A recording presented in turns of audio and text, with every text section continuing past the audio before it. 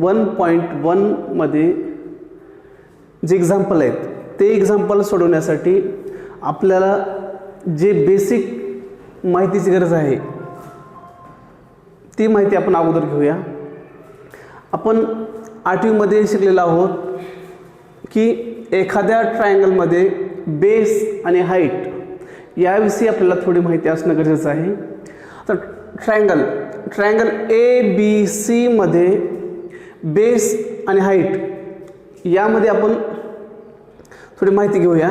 तर triangle ABC मध्ये base BC आहे. बेस BC घेतला तर तुम्हाला हाईट कोणती घ्यावी लागेल. तर बेस BC घेतल्यानंतर आपल्याला हाईट म्हणून कोणती घ्यावी लागेल. तर कसं निवडायचं म्हणजे कशी असेल. तर ट्रायंगल ABC मध्ये बेस आहे BC. तर तिसरा पॉईंट B आणि C हे दोन पॉईंट सोडून जे तिसरा पॉईंट आहे पॉईंट A, ह्या A पासून तुम्हाला अगोदर परपेंडिक्युलर काढून घ्यावं लागेल.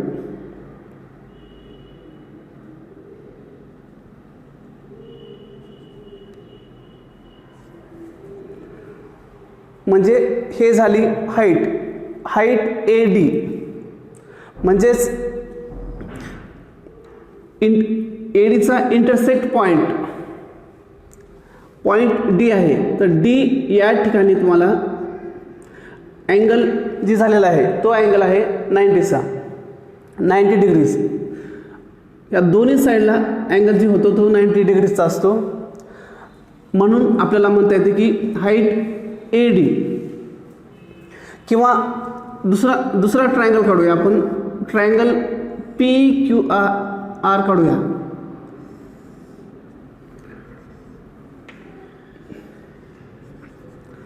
आता ट्रायंगल PQR मध्ये बेस आहे QR. तर हाईट आपल्याला कसं काढायचं. तर पॉईंट Q आणि R हे दोन पॉईंट सोडून जे तिसरा पॉईंट आहे तो पॉईंट म्हणजे पॉईंट P.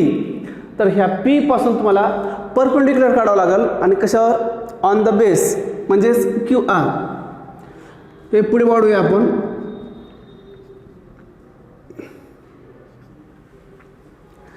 आणि ह्या QR ह्याच्यावर आपण पॉईंट P मधून परपेंडिक्युलर काढूया.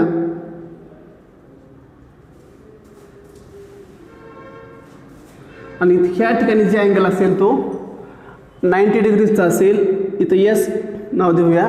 म्हणजे ट्रायंगल PQR मध्ये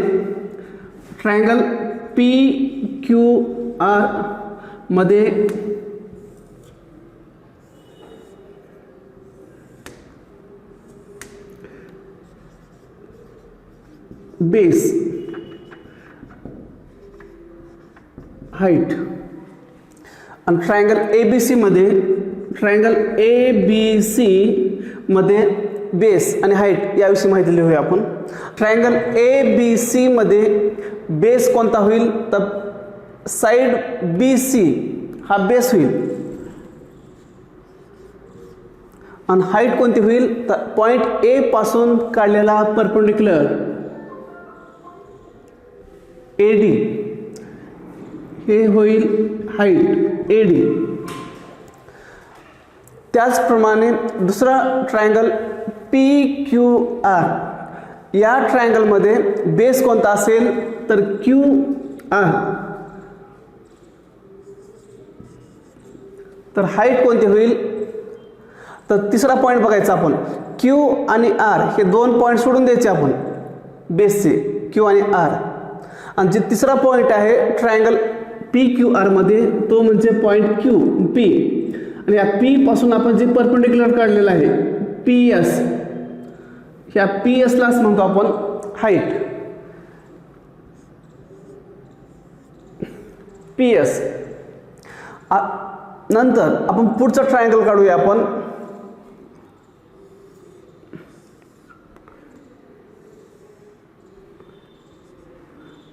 ट्रायंगल LMN.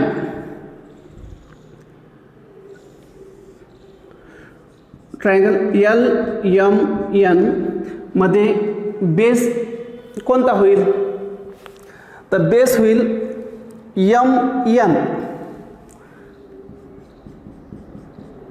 तर ट्रायंगल LMN मध्ये बेस जर MN असेल तर हाईट कोणती होईल, तर MN हे 2 पॉईंट सोडून जे तिसरा पॉईंट आहे तो पॉईंट म्हणजे L, आणि L पासून जे आपण ह्या बेसवर जे परपेंडिक्युलर काढलेलं आहे LM, याला म्हणतो आपण हाईट.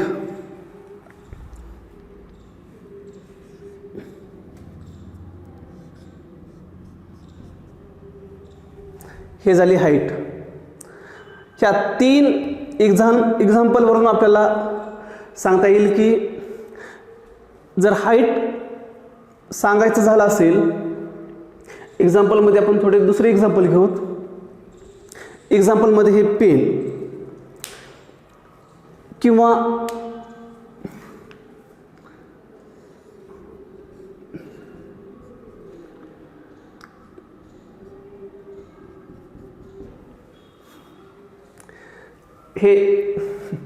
हा एक व्यक्ती आहे आणि हा व्यक्ती म्हणजेच एक विद्यार्थी आहे, आणि ह्याचं नाव देऊया आपण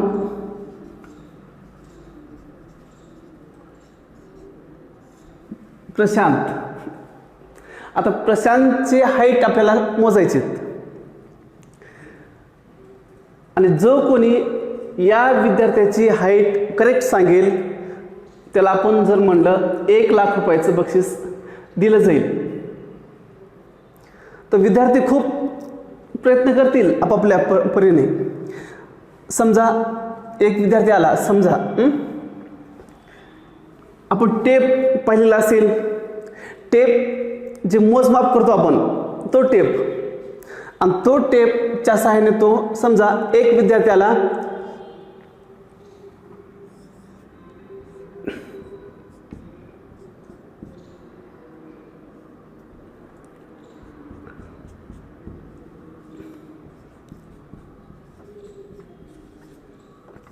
सार्थक. आता बघूया आपण सार्थक काय सार्थ करतो. आता सार्थकनं काय केला बघा, सोबत टेप घेऊन आला आणि प्रशांतची हाईट कसं मोजतो बघा. टेपचं एक टोक ह्या ठिकाणी लावला, ह्या ठिकाणी ह्या ए ठिकाणी टेपचं एक टोक लावला, आणि दुसरं जी टोक आहे तो ह्या ठिकाणी लावला.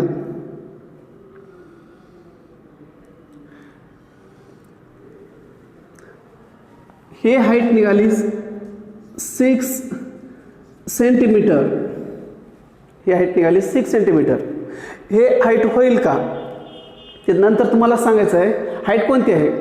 यापुढे पुढचा विद्यार्थी आहे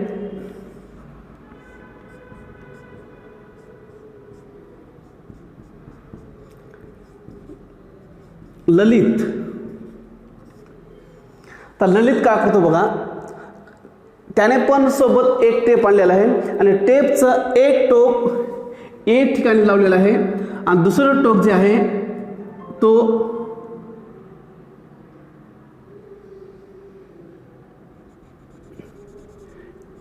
ह्या बी ठिकाणी लावलेला आहे, आणि त्याची हाईट आली 5 सेंटीमीटर. आणि तिसरा विद्यार्थी आहे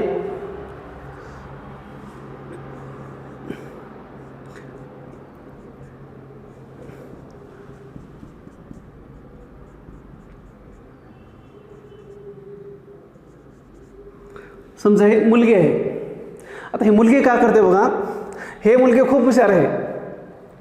हिनं काय करते की टेप सोबत घेऊन आल्यानंतर एक टोक ए ठिकाणी, आणि तिसरं टोक जे आहे किंवा पुढचं टोक टेपचं पुढचं टोक जे आहे ह्या ठिकाणी टेक होते, आणि ह्या ठिकाणी आहे डी नाव दिलं आपण, आणि ह्याची हाईट किती होईल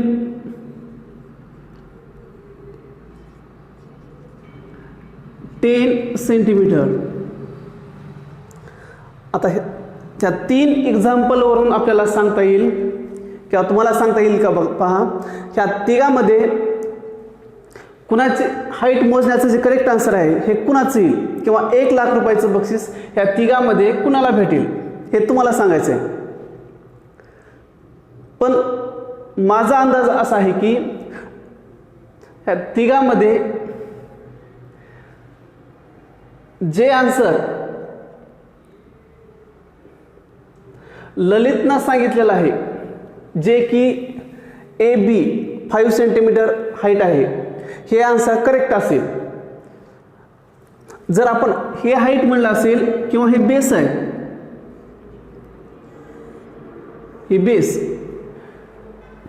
हे बेस म्हणल्यास इथं जी अँगल झालेला असेल तो अँगल 90चा असेल, 90 डिग्रीज.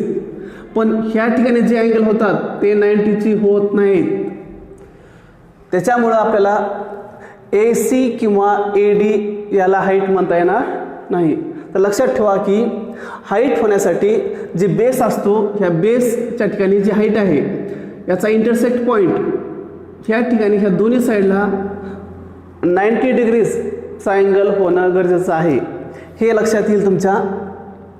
म्हणून इथं त्या तिन्ही पण फिगरमध्ये पाहूया.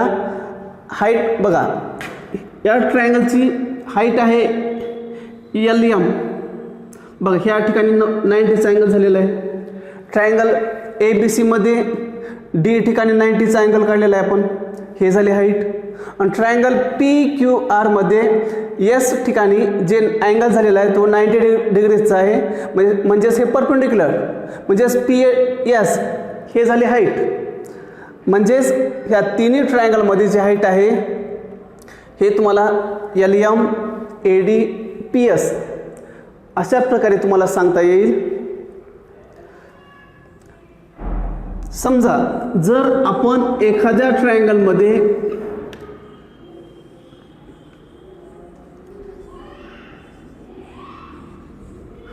जर आपण बेस बदलला असेल तेव्हा हाईट सुद्धा ऑटोमॅटिक बदलते.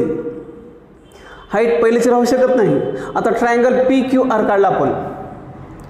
आता PQR मध्ये बेस जर आपण PR हे काढला असेल, बेस जर आपण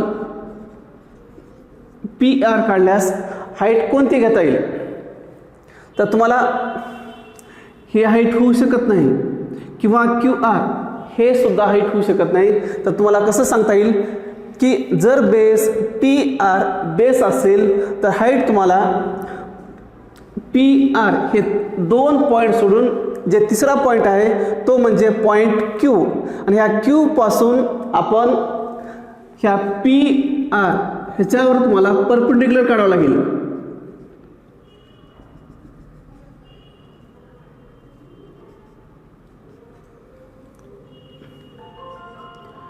हे QS हे हाईट होईल.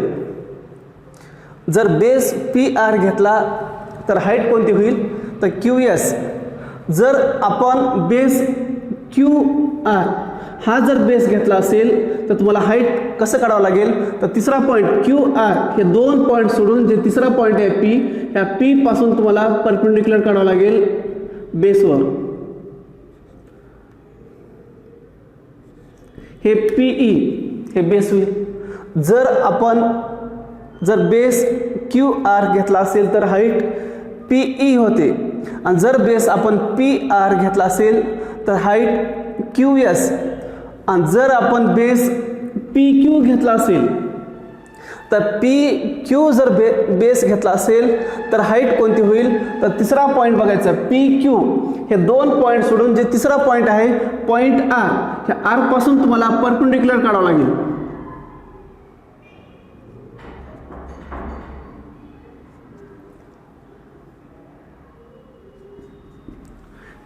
M नाव दिलं. अब MR हे होईल हाईट. म्हणजे सांगायचा उद्देश असा आहे की एखाद्या ट्रायंगलमध्ये जर आपण बेस कोणता घेतला असेल त्यावरून तुम्हाला उंची ठरवता येते. जर आपण बेस PQ घेतला तर हाईट होते MR. जर बेस आपण क्यू आर घेतला असेल तर हाईट होते पी ई. जर बेस आपण पी आर घेतला असेल तर हाईट होते क्यू एस. म्हणजे आज आपण जे शिकलेलो आहोत त्याच्यामध्ये बेस आणि हाईट हे कोणती असते आणि कशी असते याविषयी आपण माहिती सांगितलेलं आहे. आणि जे 1.1 मध्ये प्रॅक्टिस सेट 1.1 मध्ये जे एक्झाम्पल आहेत सर्व एक्झाम्पल याच फिगर मार्फत सोडवता येतात.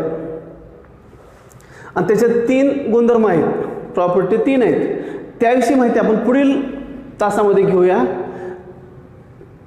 हे झालं बेसिक, जे की 1.1 मध्ये जे एक्झाम्पल आहेत सोडवण्यासाठी जे